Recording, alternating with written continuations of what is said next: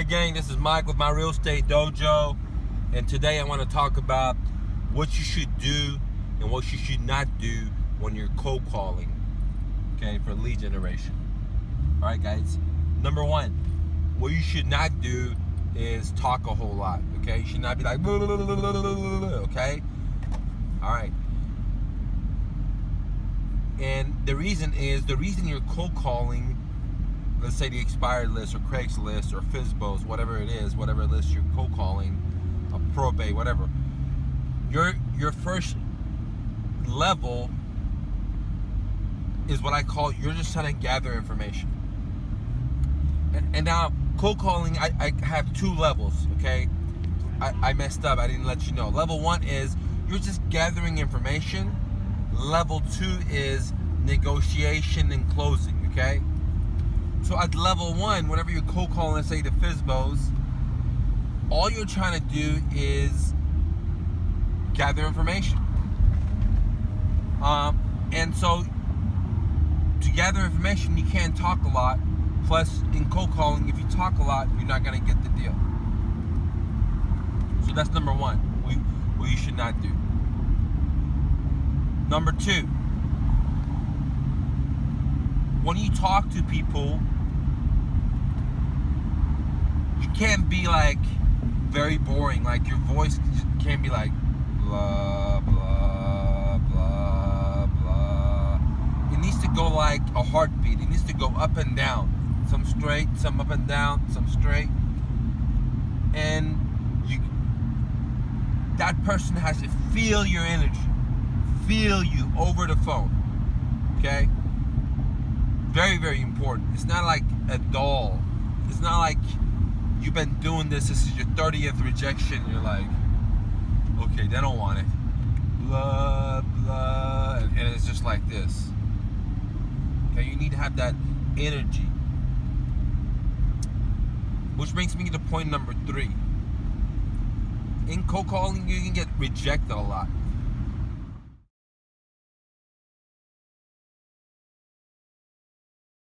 Cold calling, you can get rejected a lot. However, it's very, very crucial that you have a positive attitude and that you have the confidence that the next deal is going to be that golden nugget. So the next shovel you dig in, you're going to find that gold. And you got to believe that. If you're like, oh, this last guy said no, and the other guy said no, and the next guy is going to say, he's going to say no, then you're never going to go anywhere. You're better off putting the phone down, go jerking off, and then coming back. Or doing it another time. Okay? So having a positive mental attitude, having the confidence that you're going to get the deal is very, very crucial. Doesn't matter what you're cold calling about. Okay. Excuse me. Now, the next thing. When you're cold calling, you need to have a hook, okay? Something that's going to arouse the seller or whoever you're cold calling, arouse their brain. Want them to be curious. Want them to listen to you, okay? And the way to do that is, like I explained in my other videos, is you have to ask questions, but more importantly, if you have private information. For example, I'm calling regarding this specific address, blah, blah, blah, blah, blah, okay? Which is going to make him think, well, how does this person know about this? Okay, so you need to have something private, you know, maybe their last name or, okay? Now, the next point is very, very crucial too. In the level one cold calling where you're gathering information, you don't want to be arguing with the seller. You don't want to be on the other side or on the other fence. They're like on one side and you're on this side. No matter what they say. If they say, you know, you have the tax roll and their house is worth 100 and they want 200, you're not going to argue with them at this point or anything like that, because you're not trying to construct the pipeline or a flow of water. You want that pipeline to be dilated so you gather as much as information as possible. You don't want to be on the other side of the seller where they're like this, they got their dukes up and now they're not going to give you information because, okay, if the seller wants to sell for a very high price, no problem. As long as the terms make sense, you can make it happen. But you can't make the terms make sense if you don't have all the information, if you don't gather the information from the seller. So to do that, you have to be neutral. Your biases that you think they're selling it too much, or your biases that, hey, well, my cash is a deep discount, I can't buy your house, or the house needs a lot more repair. What are all the things that you're different about? You can't bring those up at this time, okay? Because it's going to cut off the flow of information to you. And in this business, we're problem solvers. We're just not numbers people, okay? It's not like we're engineers that if it doesn't fit this and if F doesn't equal mass times acceleration, then we can't figure the formula out. Because even though business is that way, but in this business, we do a lot of creative thinking and we solve people's problems, which is kind of like an artist. We have to be artists and we have to be mathematicians. We have to know creativity in different colors as much as we got to know physics. We got to know, emotions and stress levels and how to calm people and how to win people as much as we got to know fucking accounting. So that's why it's a very complex business. And it's going to take skills from you. So when you're talking to sellers, you got to make sure you don't make these mistakes that I mentioned and do some of the positive things that I mentioned, or you're not gonna get the deals on the cold calls. Some other things you want to make sure you don't do, okay? You don't want to interrupt the seller. Like if the seller is talking, you don't want to interrupt them, okay? All right? All you want to, which brings me to the next point. When the seller is talking, you want to put these little words in there that lets them know that you're listening. Like, oh, okay, go on, tell me more. Or, for example, if the seller talks about the renters, okay, well, how long have you had them in there? Like, I go what they want to go, okay? Does that make sense? And even though that end of the day, I know where I have to pull them back to the direction I'm going to go because I'm always in control, okay? Which brings me to the next point.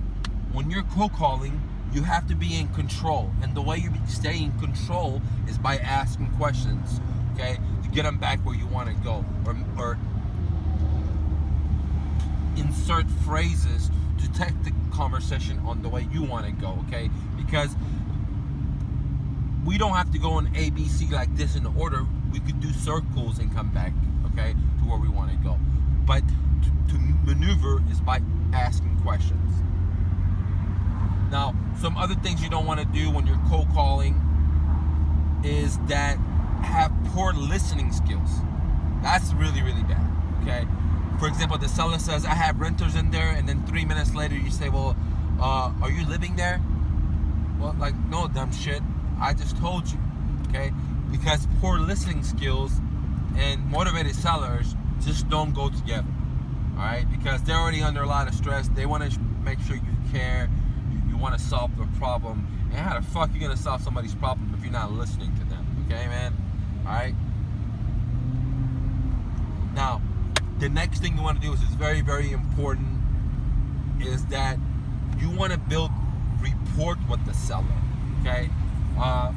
Earlier I mentioned to you that it's not all about the numbers. It's about creativity, and this is a great point. You building rapport is nothing about the task at hand. For example, if you guys are talking about numbers, and building a report could be talking about their kids with their coffee, what they like to eat, if they like to work out, whatever is dear to the seller. Let me repeat that. You're not shooting the breeze. Like, hey man, today's game is about blah blah blah. It's not what the fuck you want. It's whatever is dear to the seller or dear to your customer, whoever you're talking to, whoever you're cold calling.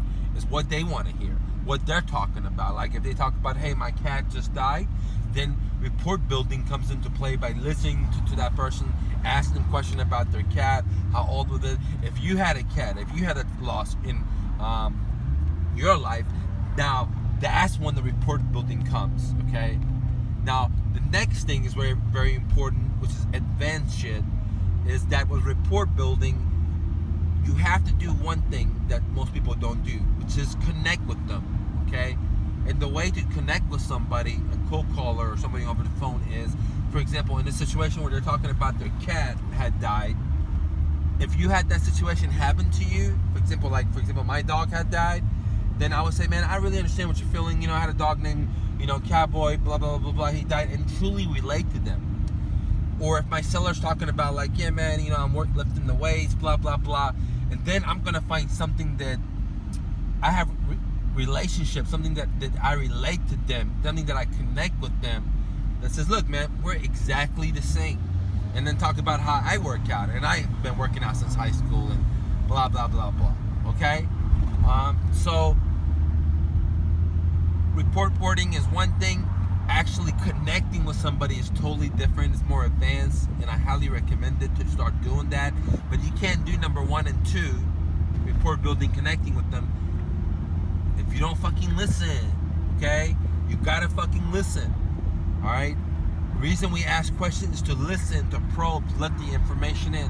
What good is it to not construct a pipe of flow of information if it's just going through one ear and just spilling right out? It's not gonna do anything. That information needs to come in. You have to analyze it and then use it to solve the customer's problem. And that's why I say it's like physics plus creativity, okay? So cold calling is gonna take a lot of skills. It's not just one thing, 2 things, 3 things, but it's definitely worth it for many reasons. One, you can sit at home and do it. You can sit at the beach and do it. You can sit at whatever, Starbucks, and do it. 2, it costs very, very little. You already have the phone that you pay for on your cell phone or office phone. It costs very, very, very little. Which is 3, the return on the investment is significant, okay? Because your overhead is so low and the money you can make is so much. Number 4, it allows you to meet your customers and understand them. For example, if you are cold calling, let's say, owner financing buyers that have came to your website and they submitted a lead. Now you have a property. Now you're talking to them. You're cold calling, telling them about your property. You get to know how much they have down, how much they want to move, when they want to move. So the next property you get, you could cross-reference that. Okay. So I highly believe in cold calling. It doesn't cost a lot of money. It's one of those things what I call for free or almost for free marketing tactics.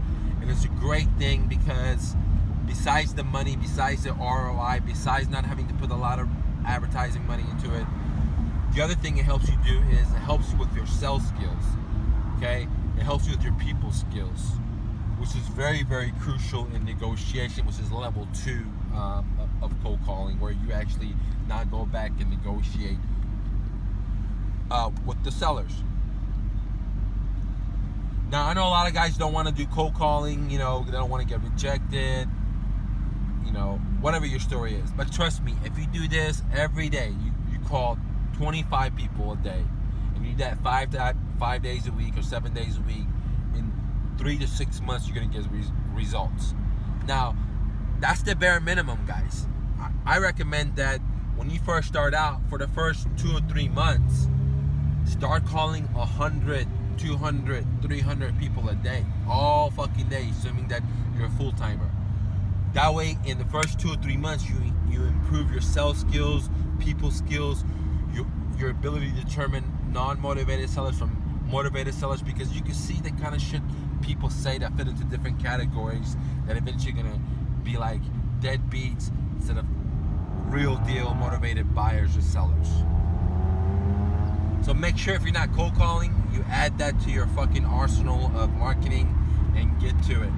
And once you get really good at it, then you can build yourself a team where now they're doing the cold calling, they're digging the ground, and then they're bringing you the fucking gold, and all you got to do is just purify it, and melt it down into, mold it to whatever you want, a gold necklace, a gold ring, whatever it is.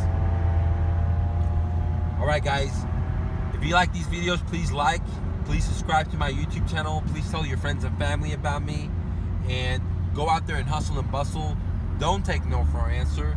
And fuck all the naysayers. This is America. This is the best country ever. And you live here. You're alive. And don't settle. Don't get in debt. And fuck a TV. See you later, gang.